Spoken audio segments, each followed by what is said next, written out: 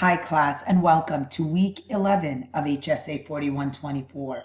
So this is the second to last week in this course. Next week is the final exam. And this week we'll be covering 3 different countries' healthcare systems. So we'll be covering chapter 11 on Cuba's healthcare system, chapter 12 on India's healthcare system, and chapter 14 on Ghana's healthcare system. Next week, the final exam will be similar to exam 1 and 2 that you've taken in this course. The only difference is that you will be using an online proctoring software known as Remote Proctor now. The exam will be multiple choice and true and false, same format as exam 1 and 2.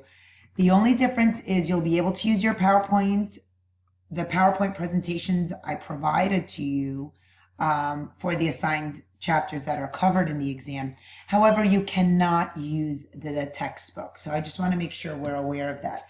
I usually suggest for my students to compile all the PowerPoint presentations into one file. So that way, once you enter the final exam, it's easier for you to retrieve one file that includes all the chapters that are covered in the final exam.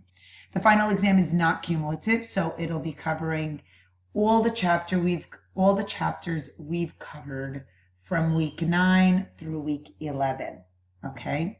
If you have any questions, do not hesitate to let me know. And now I'm going to scroll through this week's module and just briefly describe to you the materials that are provided to you for this week. All right, so here are the learning objectives. In the next content page, we have the PowerPoint presentations that highlight the assigned readings for this week. Below that are the key terms for each chapter.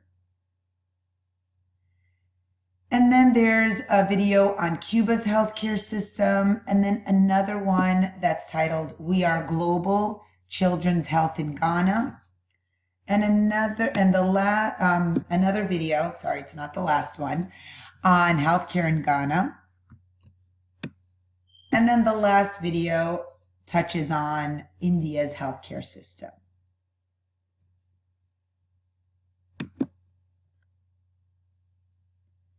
All right, so again, make sure that you read the chapters, go through the PowerPoints that go along with the assigned chapters, and make sure to view the videos.